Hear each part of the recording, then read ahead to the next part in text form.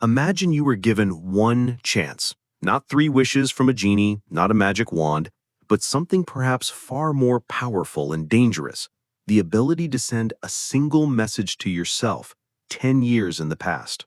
One short message, no longer than a standard tweet.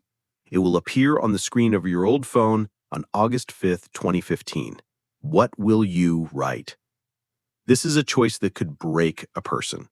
The pressure in that moment would be unbearable because this isn't just text. It's a lever capable of shifting your entire timeline off its axis. It's a seed from which anything could grow, from a paradise garden to a poisonous, impassable jungle. And you only get one try. In such a situation, each of us would face three great temptations, three paths along which to direct our fate: the path of wealth, the path of personal happiness, and the path of altruism. Let's walk down each of them and see where they lead.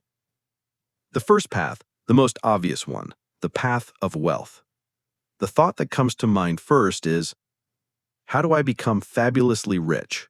Your brain frantically begins to scan the events of the last 10 years, and the answer appears almost instantly. The message could be extremely simple. Invest everything you have and even more in Bitcoin.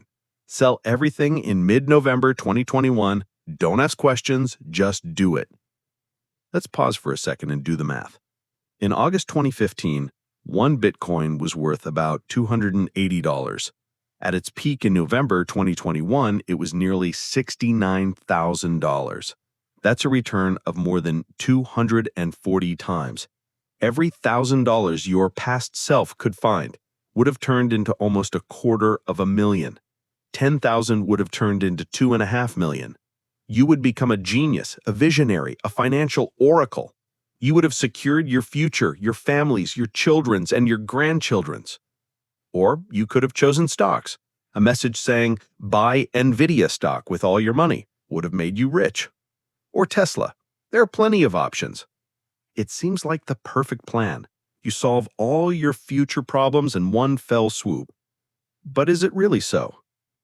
Imagine the life of your past self after receiving this message. First, shock and disbelief. But curiosity takes over. He invests a small amount. He sees it grow. He invests more and more. And then in 2021, he sells everything and becomes a multimillionaire. What's next?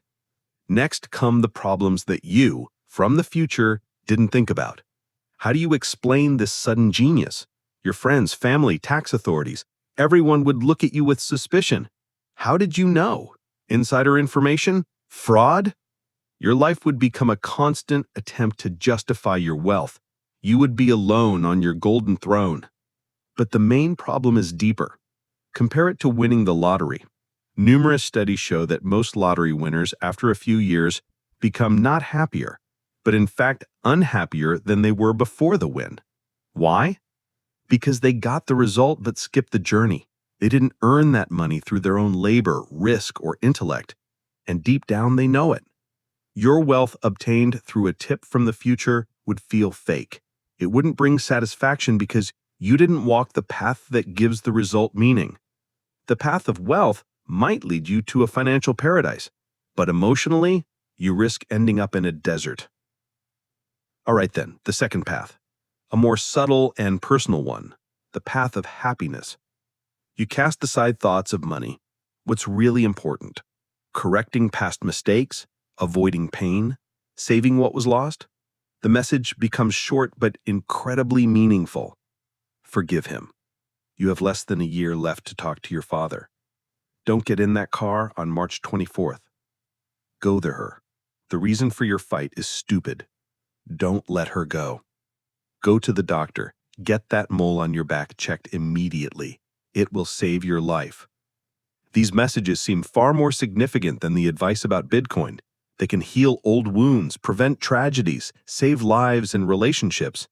It's a chance to live life correctly, without fatal errors. But here a trap awaits us, one far more terrifying than on the first path.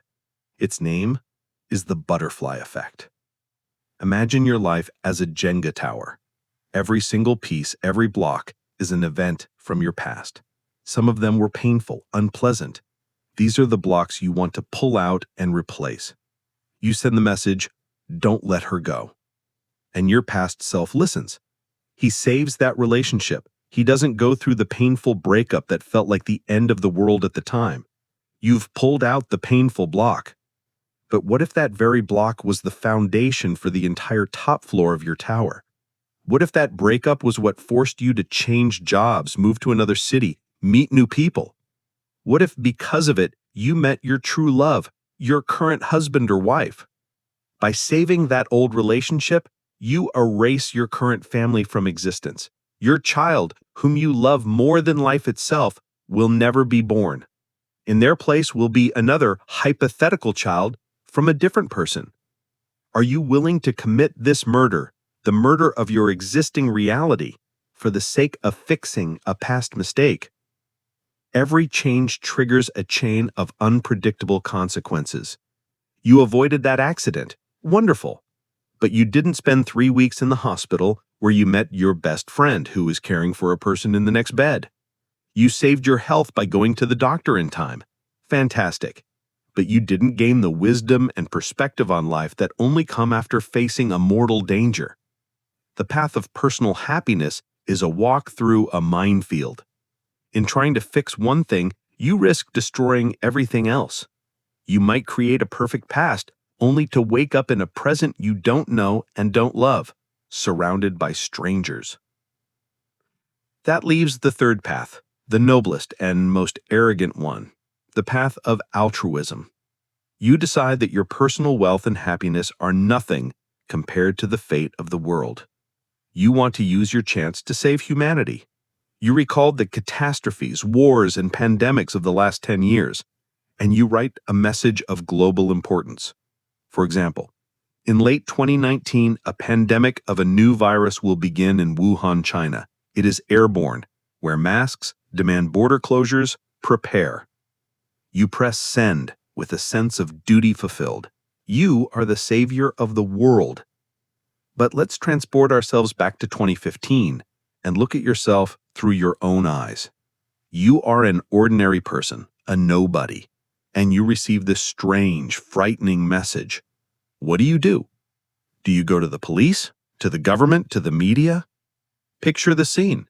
You show up and say, "I know that in 4 years a world pandemic will begin. I received a message from the future." At best, they'll laugh at you.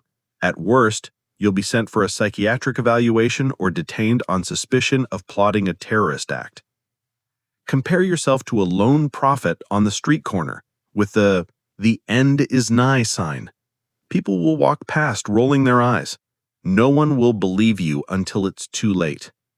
And for all those 4 years, you would live with the knowledge of the coming catastrophe, with a feeling of complete powerlessness. The weight of that knowledge, the responsibility for millions of lives you cannot save, would drive you insane. You would turn into a tormented paranoid. And even if a miracle happened, and they believed you, the consequences could be unpredictable. Global panic, economic collapse, witch hunts, wars over resources that begin long before the pandemic.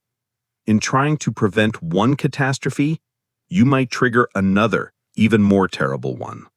The path of altruism is a path to Golgotha, where you take upon yourself an unbearable cross that will crush you. So what is left?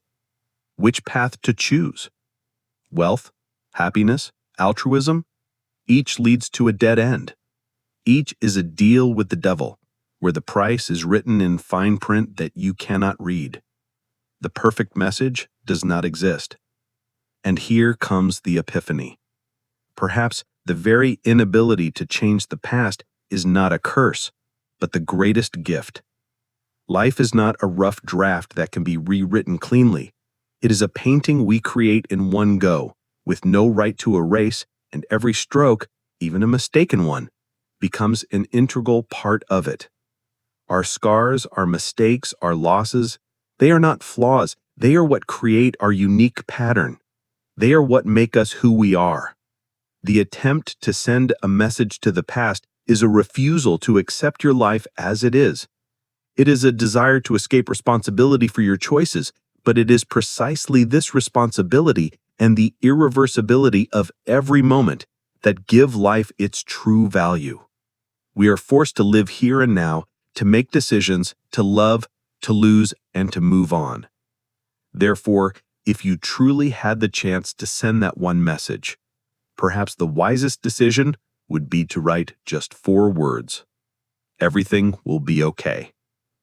Or maybe to write nothing at all, to simply close the dialog box and go on living your one imperfect but real life.